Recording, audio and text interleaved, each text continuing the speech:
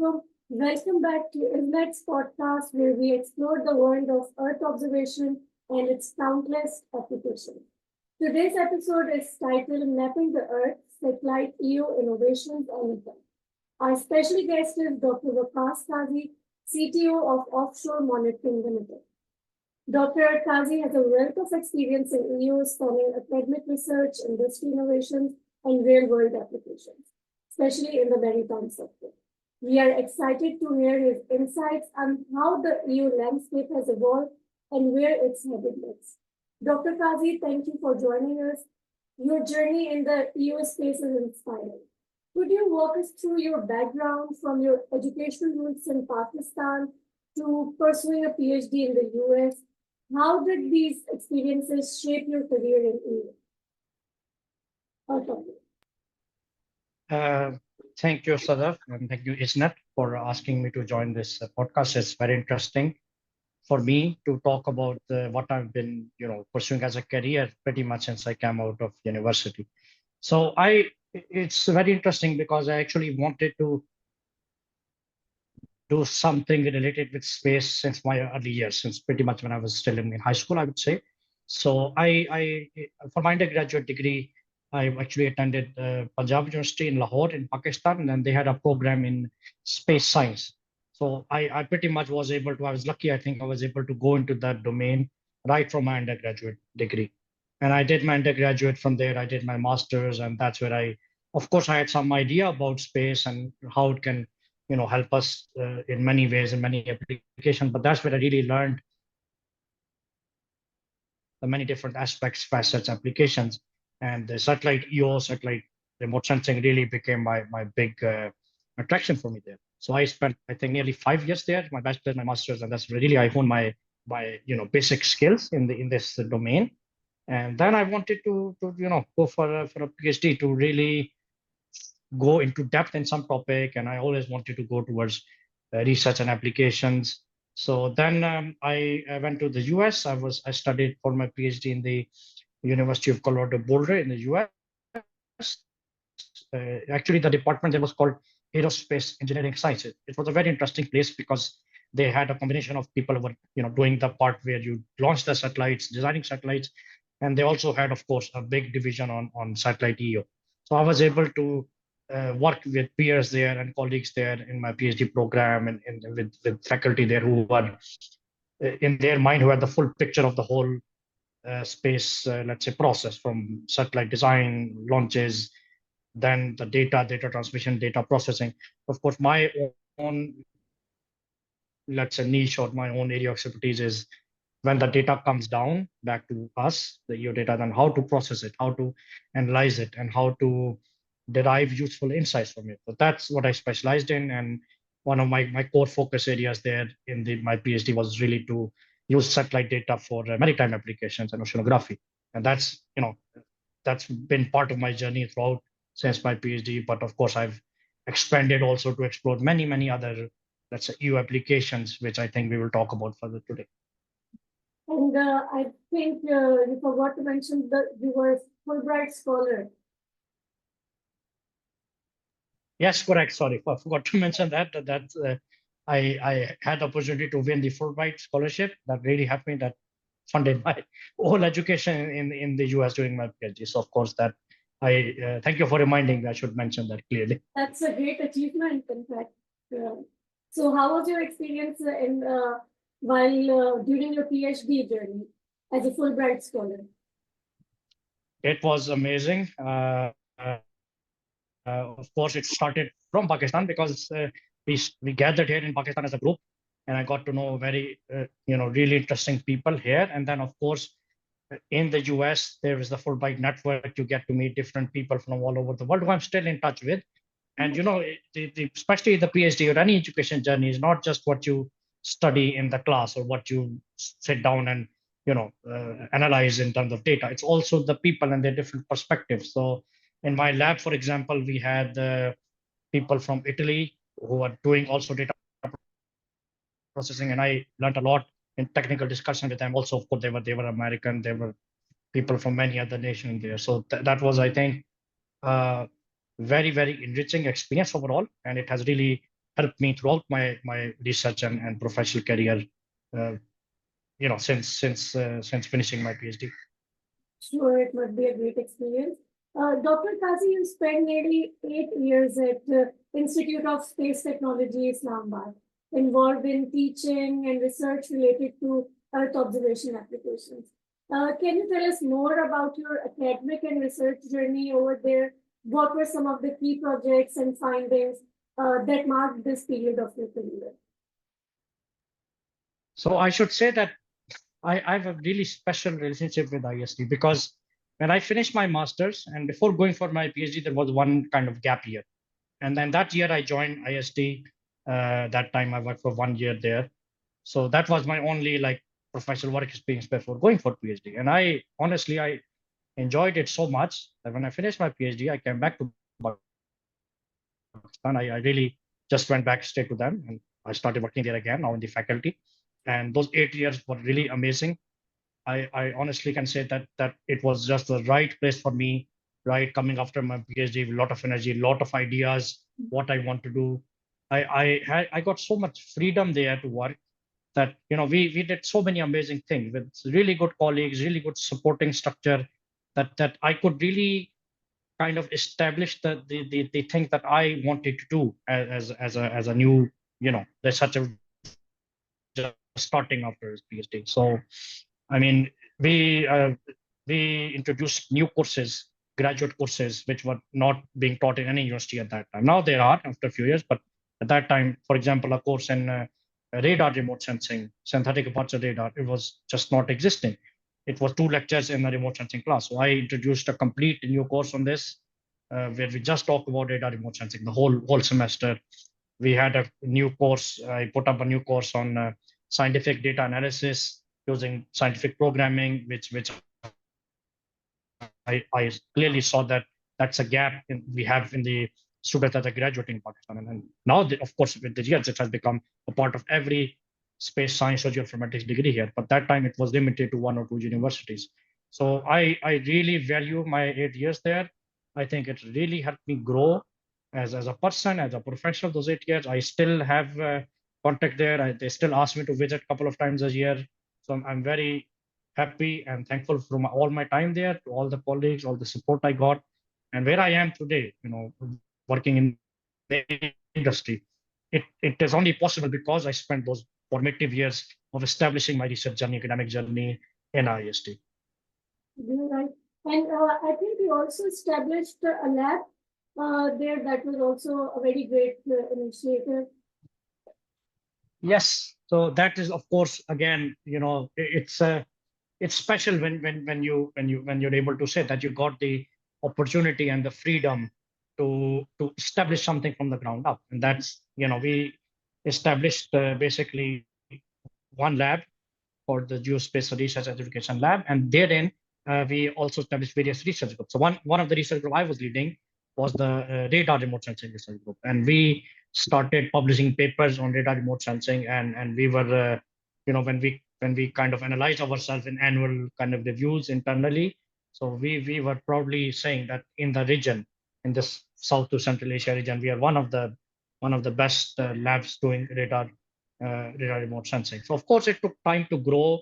It's not these things don't happen in 4 to 6 months. It took let's say 1 to 2 years to establish. Then I had to teach the course.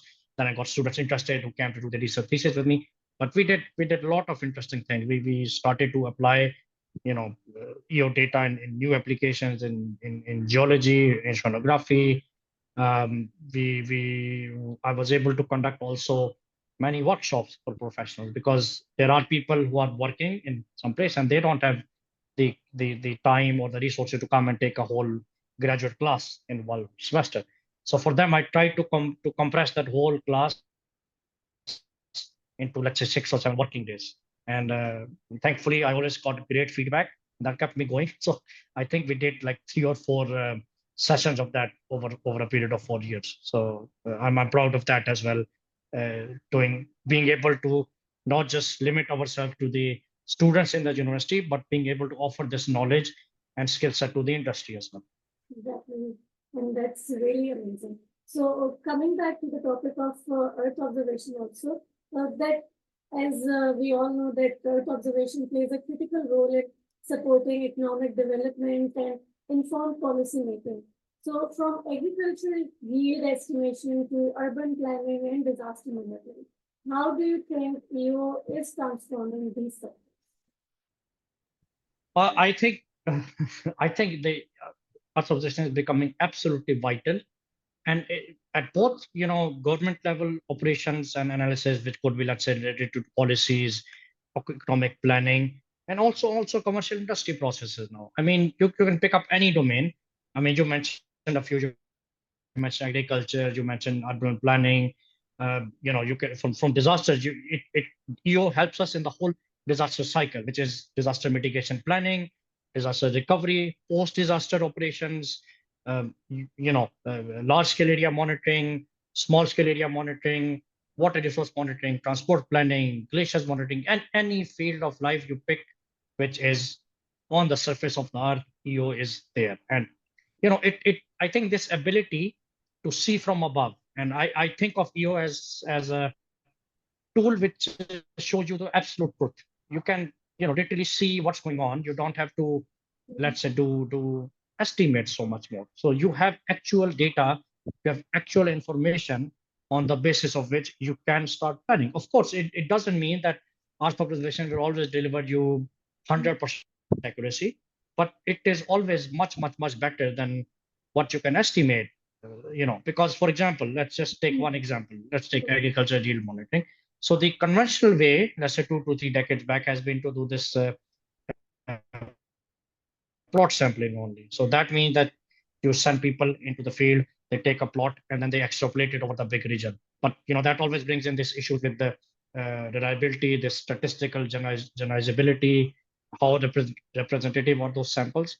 But when you have satellite data, then you're able to cover much wider area, and just your sample size increases, and simply that brings in much more accuracy. And of course, there are satellite missions then who are specifically designed for various purposes. And agriculture is something that EO has been studying for nearly 3 to 4 decades. There's huge, let's say, archive and processes and knowledge behind that. And now it has been adopted last 5 years, even by the private industry, and they are kind of starting to build more analytics, more insights, which in turn also supports this policy making, economic development, all of the stuff that happens at the government level. So I see it as an absolutely vital tool for governments, and also now I think it will be adapted more and more by the industry and commercial areas as well.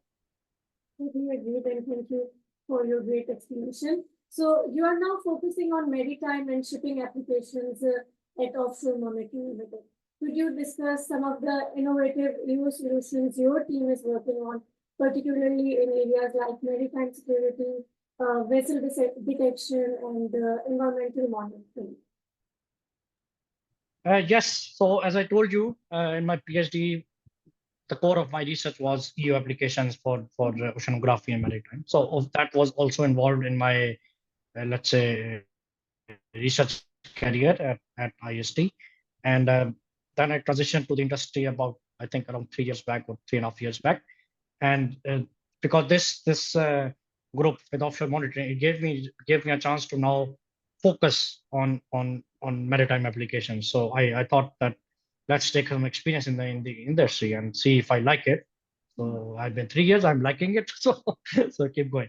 So at Offshore Monitoring, I'm the CTO. I lead our technical team, where we have various technical members. We have software developers. We have, of course, EO specialists, of course. We have metocean experts. We have, UX designers. So I'm the overall lead for the whole team. And what we actually do is our main aim as a company, our vision is to develop new technology solutions for the maritime sector. And by new technology solutions, I mean that we develop solutions from the ground up. Or often we bring in solutions that exist in some other sectors, and we bring them over and apply them to the maritime sector. Now, this involves, of course, EO data. This involves other ancillary data, associated data like metocean forecast, new sensor solutions. So we have, for example, I've been working on a system to optimize routing for ships. when it sails from one point in the sea to the other point, then how to optimize it to save fuel, to save greenhouse emission, to reduce, let's say, wear and tear on the vessel, all of these things. So this is, of course, highly supported by latest information, latest knowledge about the state of the sea, about metocean parameters like waves, currents, wind, which are available from satellite data. But the one of the challenges we're working now is to how to integrate your data with this whole process. So this is a challenge that's still pretty much open in the maritime industry because, of course, the maritime operations are themselves very complex processes. So if you are to bring in your data, then you need a certain analytics, certain processing, certain way to utilize this data.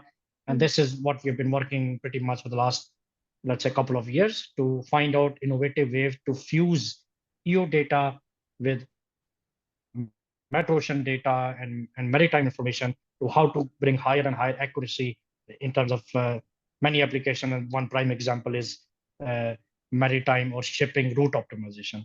We also have our own in-house technology solutions for maritime situational awareness, vessel detection. We also provide solutions for safety of critical energy infrastructure like this LNG carriers or FSRU, who are basically big ships which are connected to the pipeline near the coast of various countries. They provide the LNG or gas to the national infrastructure. So there are a lot of interesting things we do, and I'm, let's say, really enjoying this work because although its industry is commercially focused, but as you can understand now by how I describe, our work also has a lot of focus on research in the background. So we are customer facing company, but also we do a lot of R&D. So it really helps me to do both of the things that I like, which is research, new ideas, and also making some products which we can deliver to the industry to drive overall efficiency and also to reduce greenhouse gas emission, which is, I think, important for the whole planet. That's really very interesting. Dr. Qazi, artificial intelligence, the trending term these days, and AI is rapidly changing how we gather and process Earth observation data as well. The ESA's recent FreeSat-2 satellite is a great example, with its ability to process imagery in orbit. So how do you see AI transforming EO over the next decade, especially in terms of real-time data processing, maritime monitoring, and anomaly detection? That's a very good question. So, of course, being right in the middle of the EO industry, I've been watching this very closely for the last few years, and it's very exciting to kind of see where it is going. So when AI came into this industry, and I think for me, it really sparked in the last 5 to 7 years, where you suddenly see so many papers coming in, so many labs, established universities around the world who are really targeting this. And I think AI is really speeding up the innovation in the whole EO industry and EO applications. I mean, the thing is, now we have so much imagery accumulated over the last few decades. It's like literally 40 to 50 years of data. Of course, initially, the first decade data is less, few satellites, they have longer windows for time revisit. But of course, this is becoming better and better. The revisit windows getting shorter. There are more and more satellites out there. So now the question is, if someone was able to do a simple analysis before that, okay, I want to see, let's say, change in land cover. So you take one image 3 years back, you take one image, you compare, you say, okay, the land forest has grown by this much, urban area has grown by this much. But now with AI, we have the capability to answer really complex questions. We can give it this time series of data and build the algorithms to, let's say, find out that in this big region, if I identify a set of trees or a tree species in one area, I can ask the AI to tell me where else this tree species occur. Where before it was more statistical analysis and a lot of manual operations. If we can train the AI right, we can do a lot of things. And remember, for AI, one of the big things is the data supply. What is the data you train on? And now you have so much data. You have, you know, your there are now satellite systems which together cover the whole globe. And by training on that data, you can suddenly start to get insights which were either not possible before, or they would have taken a long time because of the certain way of processing. But I think AI is one of the revolutions that's going to happen in the EU industry. And you mentioned uh, a satellite system, and there are a lot more in the development. They're in the research and development phase where they are focusing a lot on orbit processing, because that will really speed up the delivery of information, where they will do this on orbit processing. First of all, the basic satellite EO processing with the calibration and everything, and then apply AI on it on orbit and just deliver you the insights. And the insights themselves are much less in size than sending a whole EO image. So that is going to certainly drive, I think, a new revolution. And I can, for me, in my assessment, this is not even a decade. I think 5 to 7 years, we're going to see this kind of suddenly explode, these AI applications in you. It's amazing how AI is transforming the Earth observation. And connecting from the previous question and to conclude today's episode, looking ahead, where do you see the Earth observation industry going in the next 5 to 10 years? And what technological advancement do you think will drive the sector and the new applications that might emerge? You have highlighted about the AI. Other than that, or if you would like to elaborate further. Yes. So this is also very, very interesting. And I've been seeing this for the last few years and very excited on what's happening, because when we were studying in my undergrad in 2003, 4, 5, whatever. So, we had this few satellites publicly available data, and you get image of an area, like I think it was every 14 days. Yeah. And some of these high resolution satellites had just started to come out to deliver data for research. Like there was the spot satellite, it was like 3 to 4 meter resolution. And again, the data frequency was not so good, resolution was kind of okay. So now what you see now in the industry is, it's just amazing. So in the last few years, especially, I would say maybe in the last decade, the EO data provision has really grown exponentially. And this is both in terms of accessibility and cost. And now one of the big focus now is on small satellite constellations. Of course, there are still these, let's say, huge satellite infrastructure there, but that will remain because that has its own applications. But what's really opening new application areas is this small satellite constellation, because what they're able to provide you image of an area 3 to 4 times a day, which was simply not possible. And it opens up applications. I can just give you one example. I was reading a few months ago that if you have a big superstore and you want to assess what is the time at which there are too many customers there, so maybe you can employ 2 extra people only for that period. Now, this is talking about business efficiency. So if a satellite can visit 3 to 4 times a day over the parking lot and can count the number of cars parked there, that gives you an estimate of what is the time where there is a lot of people visiting. Just one simple example, and you can just it's bounded by our imagination, I would say, and a business case, I would say. So this is already happening. It will happen more and more, and I see that in the next 10 years, you will be able to, by combining different data vendors, different satellite system, you will be able to get image of an area like every 2 to 3 hours, so 6 to 8 times a day. And that opens up capabilities which just simply have not been there before. And another thing, especially for the people who are from the EO industry, is that this, what I'm telling, is now already kind of there for optical satellites, which take images in the visual spectrum and the near infrared. But this is also going to come now for radar and SAR satellites. There are already two big competitors in the market, and I'm hearing about more and more getting funding, trying to raise their own systems. So I'm very sure that in the next decade, we will also see this with the radar satellite, who, I mean, it's a big topic which will need probably another podcast, but they bring in capabilities which combined with optical is just, you know, it's going to open up so much more that I think that's the only thing that limits is the group or the company who started. They need to see what is the business case and what is the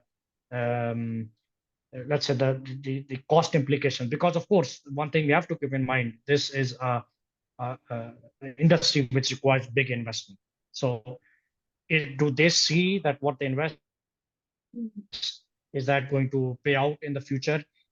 I mean, okay, now I'm talking about the commercial industry, but even at the government level, when they launch any satellite or any satellite system, of course, they do an analysis of how much it would contribute. So as these applications keep opening up, I think we will have more and more your data. And I'm going to make a prediction. It might become wrong, but I think that in 10 years, right now, just like we have Google Maps on our phone, I think in 10 years, we will just be able to order an image from our phone. We will press some buttons and we will get an image in 5 minutes of some location we want. So that's my feeling. That's seeing how the industry is going. Great. It's very interesting. Dr. Qazi, I wish we had more time. It's been fascinating to hear your perspective on the current state and future of Earth observation technology, from your academic journey to your current work in maritime monitoring. Your contributions are indeed helping shape the future of you. Thank you so much for sharing your insights with us today. And thank you, sir. Really happy to talk to you today. I hope this can be good information, and also I hope this can be an inspiration to younger people to come into this industry. Yes, inshallah. And to our listeners also, thank you for tuning in. We hope you found this conversation as enlightening as we did. Stay connected with us for more episodes. Until next time, take care and bye-bye.